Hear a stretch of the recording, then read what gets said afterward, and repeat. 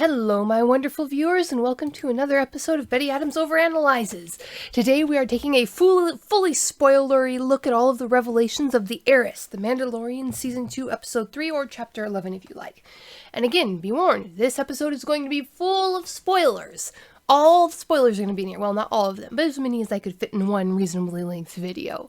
First, I am going to get my one little quibble off my chest. It is a tiny annoying thing, but the actress who plays Bo-Katan is too young. I told you there'd be spoilers. She was graying and starting to wrinkle in Season 7 of the Clone Wars. Her eyes were hollow and it looks like... And she looks kind of, not quite like Death Warmed Over, but pretty close. She looked rough. But it looks like she shed 20 years between the last time we saw her and when she takes off her helmet to poor Din's consternation. So, unless they had a side story where she actually died and the Mandalorians cloned her as a backup plan, I can only assume that the requirements of looking so much like the CGI design and getting a great actress meant they couldn't match her age exactly. I understand that. If the best actress for the job was too young, they would still go with her, but this still bugs me. They've had the makeup technology for 100 years to age her up, and they've had the CGI at their disposal for years. Why couldn't they just age the actress up? And it makes me think that there might be a plot element in this, or there might not. This was a pretty expensive episode all around, so they might have just had to skimp there. There was one other little detail that bugged me too. The interior of the Imperial transport ship was far too neat and clean and tidy. Every other ship we've seen looked scuffed up, lived in. Now this ship might just be very new, and in fact it probably is in the story, so I'm not sure why this bothered me so much. Except that maybe it was so similar to my quibble with Bo-Katan. You have two elements that are just literally too smooth, too neat. There aren't enough creases on either Bo-Katan's face or scuff marks on the inside of this ship. Maybe it was that weird coincidence, but any ideas? The walls are just too perfectly smooth, too clean, and I got the feeling that that shouldn't be a problem, but my brain told me it was. So leave a comment below if you have an idea of why the Imperial ship being so pristine bothered me so much. Those tiniest issues aside, let's get down to the shameless fangirl gushing! First, the opening scene. This felt like something that you should be properly experiencing in an IMAX theater. The pan of the camera over the gas giant as they approach the blue and white swirling clouds of the estuary moon of Trask. Your chest swells with the emotion that is the sensation of almost understanding the curve of the universe and the sweep of time itself. Then the show brings a delightful, if common, trope of science fiction into play. In this trope, one character in the story says to another in a grim voice that they are going to do something terrifyingly dangerous. Something so primitive and foolhardy that only the absolute desperate would dare to try it. Then it turns out to be something that is done commonly in modern times, giving the scene a layer of comedy even if the situation truly is dire. The primitive thing might be a blood transfusion in a culture where artificial fluid transfusion is the norm, and amputation in a culture where medical science had made such things unnecessary for generations, or even just killing animals for protein. However, the one that is popular is a manual takeoff or re-entry of a spaceship. The concept being that the automated systems on our ship are so much better at the simple act of landing and taking off that it is foolhardy for a mere organic being to even try. To paraphrase the beloved Canadian singing astronaut Chris Hadfield, you strap a rocket to your back and you know exactly what your chances are of being blown up. In this episode, the Mandalorian briskly informs Mrs. Frog that they are going to have to make a manual re-entry, and it leads to this perfect little scene where she stiffens in terror. Sweet Muppets and Kermit himself, whoever designed those frog costumes, deserves every cent they were paid and more. Mr. and Mrs. Frog are just so expressive. In this particular moment, her pupils dilate and her face stiffens in shock. Her tympanic membranes, those little circles behind her eyes that are always flexing in and out, flex out in panic. You can see that even a ground-bound frog like her knows that a manual re-entry is a dangerous gamble, and she is not happy, even if she is far too calm and sensible Mrs. Frog to panic. Then when they do land, there is this beautiful happy reunion scene between her and her husband. Kudos to the actors. If we thought it was hard to emote under a Beskar suit of armor, it must be nearly impossible to emote under a face mask that makes the Teenage Mutant Ninja Turtles of the 90s costumes look manageable by comparison. I am pretty sure that those frog heads are practical effects. Even if they are digital, that is still pretty impressive to emote under that much CGI. The show doesn't skimp on the world building either.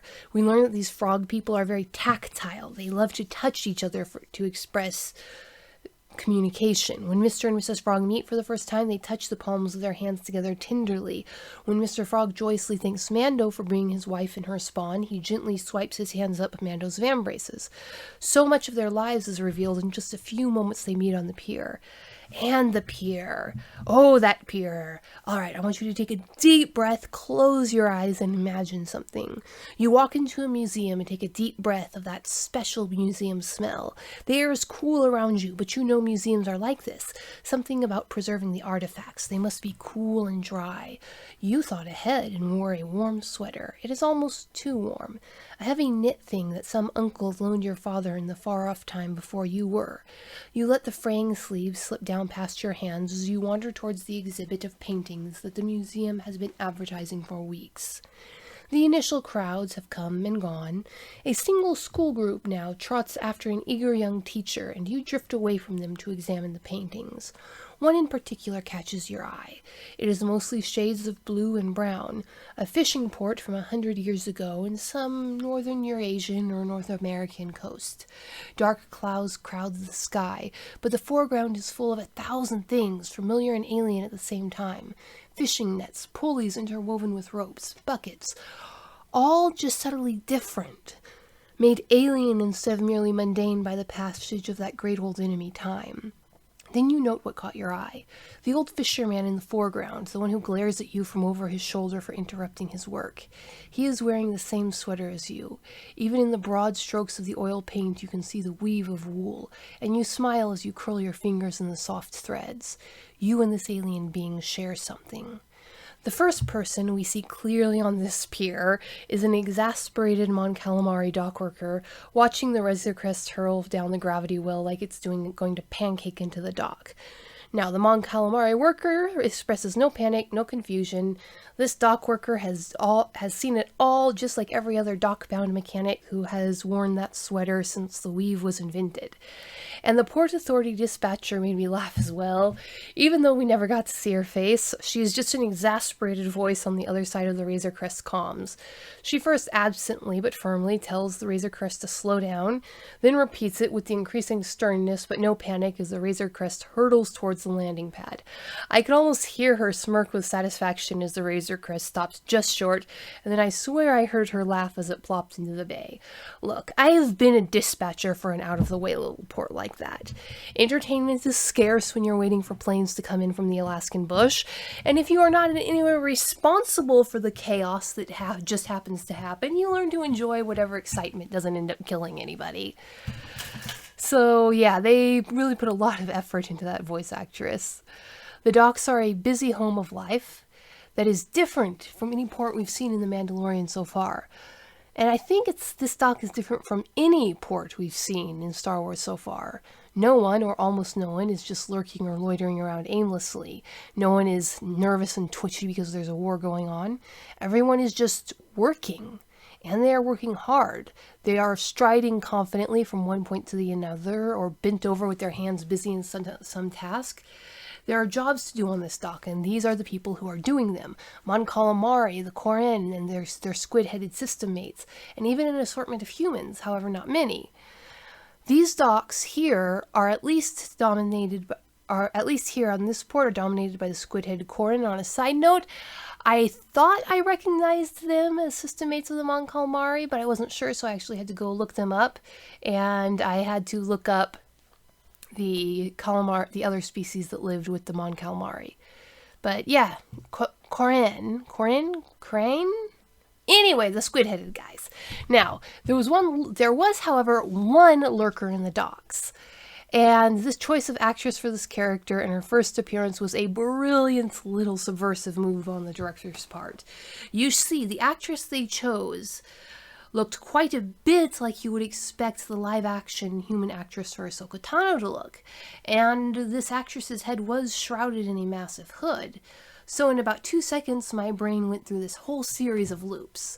The title, at first I was sure that was Ahsoka. Then I wasn't quite so sure. But then I'm like, it has to be Ahsoka. Because you see, the title of this episode, The Heiress, might well refer to the one last remaining Jedi Force users when she is being presented with a tiny Force-sensitive tot as a right. And of course, Ahsoka does have a habit of lingering in dim corners and covering her Montrals and Leku with a giant cloak. Another side note, I had to look up what the front bumps on her head were called. Those are the Montrals, those are sensory horns, and the Leku are the ones that hang down her back. However, the cloak didn't really, almost, but not really, rise high enough to cover her Leku and Montrals. But then again, we haven't seen her live-action design yet, and maybe the limitations of reality shrunk the volume of her Leku, and there were no markings on her face, but she could be covering that up with makeup or just grime, and the general facial structure and complexion did match what we would imagine a live-action version of Ahsoka to be, as did her behavior, the lurking and then the disappearing. Then, of course, we find out that she is just a random Mandalorian following Bo-Katan around. But those were several delightful minutes of expectation while I hoped and mentally calculated hood sizes. Then the show moves into the inn where Mr. Frog says they can find information on Mandalorians. This, again, is both a very familiar and yet very alien setting. It is a restaurant from a past era, from the time of the setting of Moby Dick, maybe 200 years ago on the coast of New England, except it's not. The element that the creators chose to make the alien element, the one that really sticks out and reminds you you're not on Earth anymore, wasn't the actual aliens, especially given how squid-like and fish-like the Mon Calamari and the Quran are. They are elements. Seeing them walking bipedal is alien, but these are things that we still know. You know, they're a flounder fish. So, and they were dressed and acting like fishermen. Now, even the server of the restaurant, the old Mon Calamari, was so very much the old New England server for how look at him, how his shoulders hunched, to how his old arthritic hands curled. I could barely think of him as an alien. He was just the old server, the old server of the old Chowder Inn. But the service, you see, chowder comes from a large cauldron of questionable cleanliness. This is how it comes now in this day and age. That is how it has come for the past 500 years, if not more. The buildings have changed, the clothes have changed, the languages change. But chowder in a port town has always been ladled out of an old cauldron, even if all they had to ladle was a clamshell on a stick.